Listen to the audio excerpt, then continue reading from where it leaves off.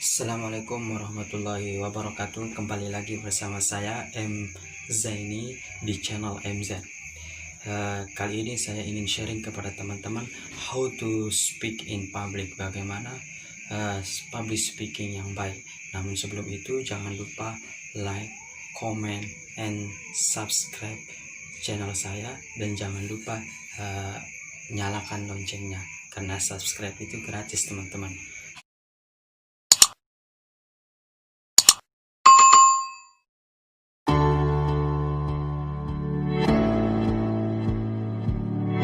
Teman-teman, how to speak in public, bagaimana berbicara di depan orang yang banyak, bagaimana presentasi di depan orang yang banyak, bagaimana cara supaya orang senang mendengar kita ketika kita berbicara di depan orang yang banyak. Semua itu punya trik, teman-teman. Kalau mau tahu jawabannya, tetap tonton video ini sampai selesai. Nah, sebelum kita ke trik-triknya, kita terlebih dahulu kenal dulu apa itu public speaking. Public speaking adalah satu proses bagaimana kita berbicara di depan orang yang banyak sehingga orang banyak itu senang mendengar kita. Satu proses berbicara di halayak umum. Apa sih tujuan dari public speaking itu? Tujuan dari public speaking itu yang pertama adalah berkomunikasi. Berkomunikasi yang baik, berkomunikasi yang bagus itu akan memberikan pemahaman kepada orang sehingga orang senang mendengar kita. Kemudian tujuan dari public speaking itu adalah untuk mempengaruhi. Sehingga apa? Siapa yang paling hebat dalam berbicara, siapa yang paling hebat dalam public speaking, mahir dalam public speaking, nah itulah orang-orang yang hebat. Itulah orang yang hebat dalam mempengaruhi seorang atau orang yang banyak. Kemudian yang terakhir adalah untuk menghibur. Sehingga orang yang hebat dalam public speaking itu kerap kali memberikan hiburan-hiburan yang wow terhadap seorang. Nah, kita langsung saja tanpa basa-basi, langsung saja bagaimana sih trik-trik dalam public speaking. Yang ada 5 trik yang harus kita miliki sebagai seorang yang hebat dalam berbicara di depan orang yang banyak. Yang pertama itu teman-teman harus percaya diri. Karena percaya diri itu adalah pondasi atau dasar kita dalam berbicara. Nggak mungkin seseorang itu bisa mahir dalam berbicara sedangkan dia nggak memiliki rasa percaya diri. Itu nggak mungkin. Sehingga apa? Nggak mungkin kita akan menghadirkan energi positif di depan orang yang banyak atau dalam kehidupan kita kalau kita nggak memiliki rasa percaya diri. So, tanamkan dalam diri kita keyakinan bahwa kita itu bisa, bahwa kita ini mampu berkomunikasi yang baik, mampu memberikan pengaruh terhadap seorang, mampu memberikan hiburan terhadap seseorang. Nah, kemudian yang kedua itu yang harus kita miliki itu adalah mahir dalam vokal. Ada 4 komponen yang harus kita pahami dalam vokal ini. Yang pertama itu adalah volume. Ketika kita berbicara itu, volume kita dalam berbicara itu harus tepat. Nggak boleh dia kebesaran, karena kalau kebesaran itu membuat orang sakit mendengarnya. Kemudian kita berbicara itu volumenya nggak boleh terlalu kecil sehingga orang terkesan berusaha bagaimana bisa mendengar kita dalam berbicara. Jadi kalau volumenya itu yang biasa-biasa, nggak terlalu kecil, nggak juga terlalu besar. Kemudian yang selanjutnya itu adalah phasing atau speed, kecepatan dalam berbicara. Ini penting, kenapa? Karena banyak orang yang saking hebatnya berbicara itu kecepatannya itu nggak bisa dikendalikan.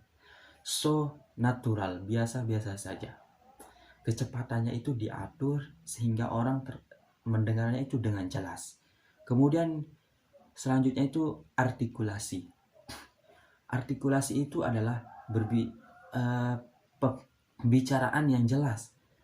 Kalau huruf vokal A, I, U, E, O itu harus jelas. Nggak boleh samar-samar. Karena kadang ada orang yang, kecuali kalau memang benar-benar total sehingga nggak bisa jelas baik itu huruf vokal atau huruf Z atau huruf apa yang selainnya. Nah, kemudian yang terakhir itu yang harus kita perhatikan di teknik vokal itu adalah intonasi. Ini sangat penting teman-teman, karena banyak orang yang berbicara itu nggak punya intonasi, los, datar, sehingga orang terkesan boring mendengarnya. Sehingga orang itu capek mendengarnya, bosan mendengarnya. Itu kenapa? Karena nggak memiliki intonasi yang bagus. Orang berbicara itu harus memiliki intonasi yang bagus. Kayak kita mendengar lagu, teman-teman. Kalau ada lagu yang datar itu mungkin membuat kita bosan mendengarnya. Tapi kalau lagu itu wow gitu, memiliki intonasi yang bagus sehingga kita senang mendengarnya walaupun kita dengar berkali-kali. Begitu juga ketika kita public speaking itu, kalau kita berbicara hanya datar saja, itu akan membuat orang bosan. So, mari perbaiki intonasi kita supaya orang senang mendengar kita.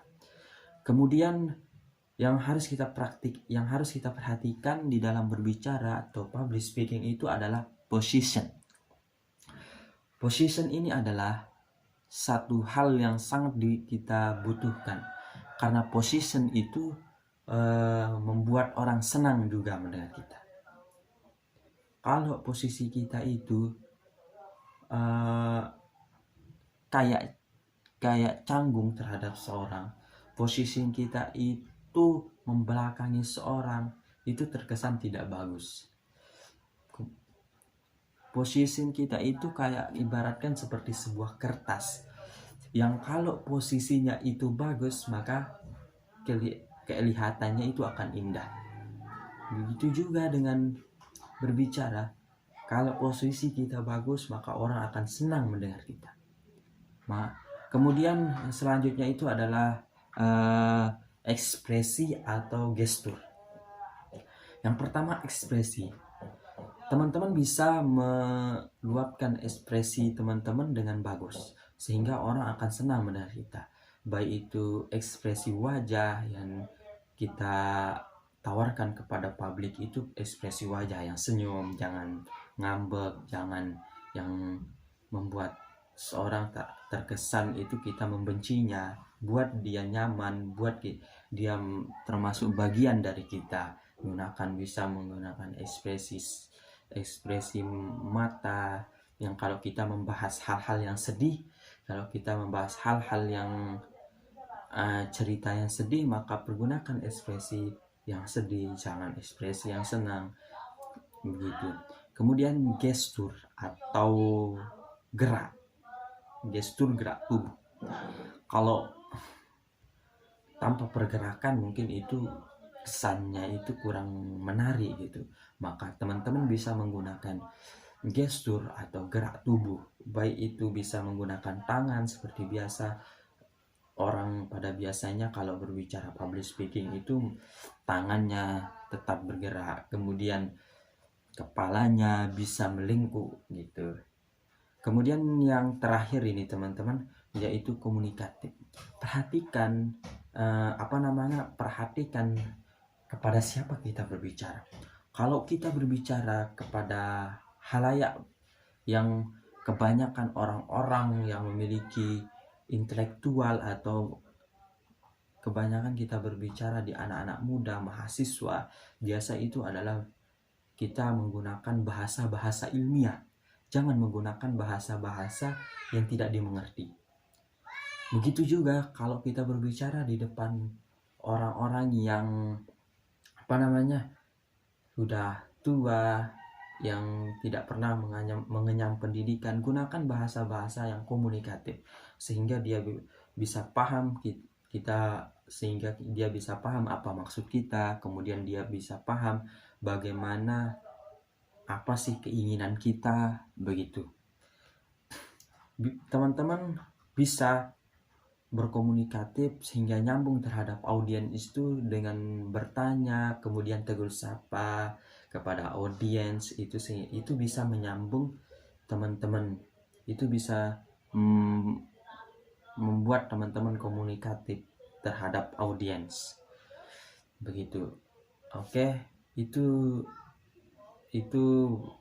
beberapa trik yang saya tawarkan kepada teman-teman kalau ingin mahir dalam public speaking. Kurang lebihnya saya mohon maaf ya. Sekian, assalamualaikum warahmatullahi wabarakatuh.